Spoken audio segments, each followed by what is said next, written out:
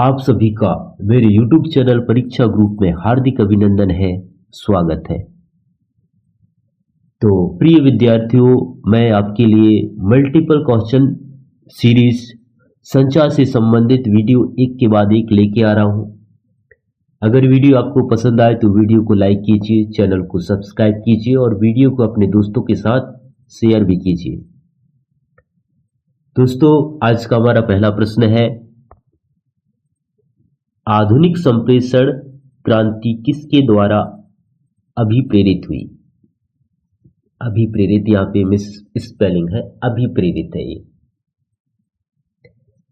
Option में है शीत युद्ध का प्रोपोगेंडा। जो आधुनिक संप्रेषण है, नई नई टेक्नोलॉजी के साथ हम लोग जो संचार कर रहे हैं, जैसे मोबाइल के माध्यम से हम संचार कर रहे हैं, ये आधुनिक मॉडल है। टेलीफोन कम्युनिकेशन हो गया और ऐसे कई ऐसे जो नई नई आविष्कार है संचार से संबंधित, तो वो किसके द्वारा प्रेरित है? Modern communication. तो शीत युद्ध का प्रोपोगेंडा ये बहुत पुराना है। शीत युद्ध 1945 से 91 में हुआ है, तो ये सत्य नहीं है। ऑप्शन बी अंतरराष्ट्रीय वाणिज्य, ये भी नहीं है हमारे मॉडर्न कम्युनिकेशन का जो अभिप्रेरित। सी नंबर है प्रौद्योगिकी अभिसरण और डी ऑप्शन है हमारा राजनीतिक परिवर्तन, राजनीतिक प्रणाली में परिवर्तन। तो राजनीतिक प्रणाली में परिवर्तन, ये भी इसका सही आंसर नहीं है। ऑप्शन नंबर आपका सी सही होगा, प्रौद्योगिकी अभिसरण, यानी कि टेक्नोलॉजी के विकास के साथ हमारा जो मॉडर्न कम्युनिकेशन ये सही हुआ है, उससे अभिप्रेरित है। हम टेलीफोन के माध्यम से बात कर रहे हैं, हम मोबाइल वीडियो चैट आदि जो जितने भी जो टेक्निक चीजें हैं, ये प्रौद्योगिकी अभिसरण के माध्यम से ही आधुनिक संप्रेषण प्रेरित है। ऑप्शन नंबर सी इसका सही है। अगला प्रश्न है हमारा, निम्न में से कौन से संप्रेषित संदेशों को समझने में अवरोधक है? प्रश्न में पूछा जा रहा है कि हम दूसरे के द्वारा जो सूचना प्राप्त करते हैं, उसको समझने में हमको वो क्या चीज रोकती है, वो कौन से बैरियर है? ऑप्शन ए है संवेदनात्मक लब्धि, ये समझने में अवरोधक नहीं है। हमको उन अवरोधों को यहाँ पे उत्तर देना है। अनर्गल, हाँ ये हो सकता है, क्योंकि अनर्गल के अंतर्गत क्लिष्ट भाषा, कठिन भाषा, ऐसी मुश्किल चीजें जो उस श्रोता को समझने में मुश्किल हो। बी नंबर सही हो सकता है। ऑप्शन सी व्यक्तिक स्थान, ये भी सही नहीं है। इसके बाद है यहाँ पे ऑप्शन डी पूर्व निर्णय, यानी कि पहले निर्णय लिए गए हैं, इसके बाद हम जो प्रेजेंट टाइम में हम उस निर्णय को कि एक तरह से रूढ़िवादिता के रूप में देखते हैं, तो ये भी सही है। ये समझने में एक अवरोध का काम करता है। और ई नंबर है सांस्कृतिक पृष्ठभूमि। सांस्कृतिक पृष्ठभूमि भी हमारे संप्रेषित जो संदेश है उसको समझने में अवरोध हो सकता है। तो इस ऑप्शन में अगर बी, डी और ई है वो सही होगा। हम देखेंगे नीचे दिए गए विकल्पों में से सही उत्तर का चयन करना है। तो ऑप्शन नंबर बी, डी और ई सत्य है। कक्षा में प्रभावी संप्रेषण किसमें सक्षम करेगा? यहाँ पे इफेक्टिव क्लासरूम कम्युनिकेशन को हमको यहाँ ऑप्शन में चुनना है। तो ऑप्शन ए है कुशल अध्यापन। तो क्लासरूम कम्युनिकेशन में कुशल अध्यापन का बहुत बड़ा रोल होता है, तो ऑप्शन ए सही होगा। सीखने में रुचि की लर्नर या विद्यार्थी का सीखने में रुचि जागृत होगी तो वो ध्यानपूर्वक अध्ययन करेगा, ये भी सही है।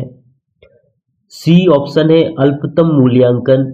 ये अल्पतम मूल्यांकन यानी कि बहुत कम समय में मूल्यांकन, ये गलत है।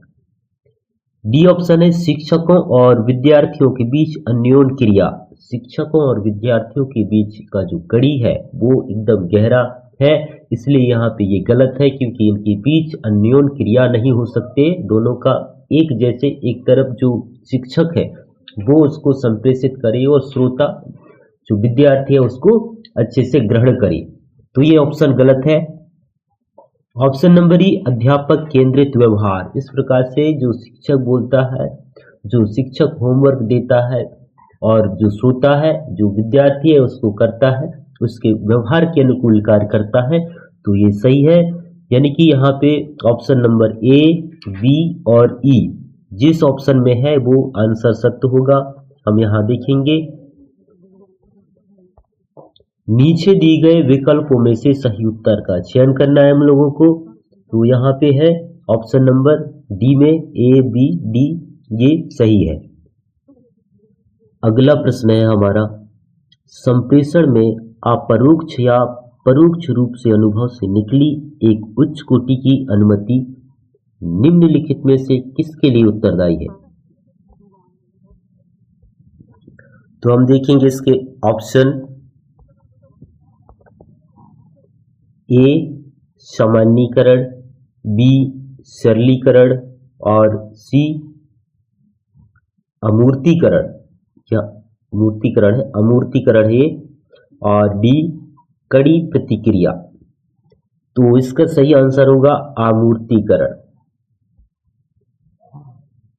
जब ज्ञान साझा किया जाता है तो संप्रेषण के महत्वपूर्ण पक्ष है। जब संप्रेषणकर्ता के द्वारा संदेश प्रेषित किया जाता है तो उसके क्या महत्वपूर्ण पक्ष है, क्या महत्वपूर्ण पहलू है? ऑप्शन ए है आपूर्ति पक्ष, ये सही है। बी भी सही होगा, मांग पक्ष, यानी कि आपूर्ति पक्ष जो संप्रेषण करता है वो उसको उस संदेश को भेजने की तरफ से आपूर्ति पक्ष होगा, उसको आपूर्ति कर रहा है। और मांग पक्ष यानी कि उस संदेश प्राप्त करता जो उसको उस संदेश प्राप्त करने में क्या इच्छा है। सी है नीति प्रवाह, उस संदेश का माध्यम क्या होगा, और हम संदेश के माध्यम से ही एक दूसरे के साथ व्यवहार अपना बना सकते हैं, अपने अभिव्यक्ति को व्यक्त कर सकते हैं। ए, बी और सी तीनों सही हैं। डी देखते हैं। डी, नीति निर्माताओं का जोरदार दबाव, ये ऑप्शन सही नहीं है। ई, फिल्टर विकल्प यानी कि शुद्ध विकल्प, ये भी गलत है। तो ऑप्शन में देखेंगे हम लोग जिसमें ए, बी, सी है वो सही होगा। नीचे दी गए विकल्पों में से सही उत्तर का चयन करना है, तो ऑप्शन ए में है ए, बी, सी। इस क्वेश्चन का ये आंसर सही है। निम्नलिखित में से किस संदर्भ में, कौन से मुद्दे में मास मीडिया के संप्रेषण के व्यापक श्रोता दर्शक वर्ग पर सही प्रभावों को समझा जा सकता है? ऑप्शन ए है आर्थिक, ऑप्शन बी सामाजिक, सी राजनीतिक और डी आध्यात्मिक। तो इसका सही आंसर होगा ऑप्शन नंबर बी सामाजिक। विद्यार्थियों के साथ सफल संप्रेषण निम्नलिखित में से किस कारकों को प्रोत्साहित करता है? विद्यार्थियों के साथ एक सक्सेस कम्युनिकेशन करते हैं हम लोग, सक्सेसफुल कम्युनिकेशन, तो वो क्या प्रोत्साहित करता है? ऑप्शन ए है विश्व की सूक्ष्म दृष्टि, ये नहीं है, गलत है ये। बी, सामाजिक वर्ग संघर्ष, समाज में वर्ग संघर्ष, जाति पाति वर्ग संघर्ष, ये भी गलत है, ये चीज विद्यार्थी में प्रोत्साहित नहीं करेगा। सी, संज्ञानात्मक सराहना, ये ऑप्शन सही है, संज्ञानात्मक सराहना ये प्रोत्साहित हो सकता है। डी, व्यक्तित्व विकास, उस व्यक्ति या उस बालक का व्यक्तित्व विकास होगा, यह ऑप्शन सही है। ई, सांस्कृतिक और सौंदर्य परक मूल्य, यह भी सही है, उसकी सांस्कृतिक पृष्ठभूमि, उसका नेचर, उसका व्यवहार, ये भी सही है। तो ऑप्शन में हम देखेंगे ऑप्शन नंबर सी, सी, डी और ई इस प्रश्न का सही आंसर है।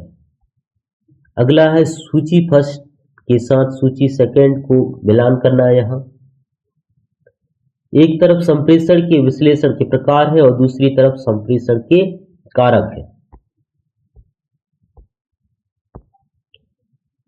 नियंत्रण ऑप्शन आएगा आपका चौथा नंबर, कौन पहलू, विषय वस्तु, विषय वस्तु क्या, मीडिया आएगा, चैनल, श्रोता, पहुंच पहलू। तो इसका सही आंसर आएगा ऑप्शन नंबर बी, संवाद ग्रहण में एक अवरोध है, यानी कि संचार को ग्रहण करने में क्या बाधा है।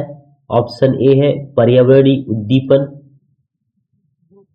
बी विचारों के प्रति खुलापन, सी संदेश की संक्षिप्तता, डी भाषाई क्रमिकता। तो इसका सही आंसर होगा पर्यावरणीय उद्दीपन, ऑप्शन नंबर ए। अगला प्रश्न है दुतरफा आमने सामने संप्रेषण तकनीकी से किस प्रकार संदर्भित किया जा सकता है। संप्रेषण को हम लोग देखे हैं कि एक तरफा वन वे कम्युनिकेशन और टू वे कम्युनिकेशन। तो यहाँ पे टू वे कम्युनिकेशन में जो कम्युनिकेशन होता है वो दोनों तरफ से कम्युनिकेशन होता है, दोनों तरफ से संदेश प्रेषित किए जाते हैं और ग्रहण किए जाते हैं।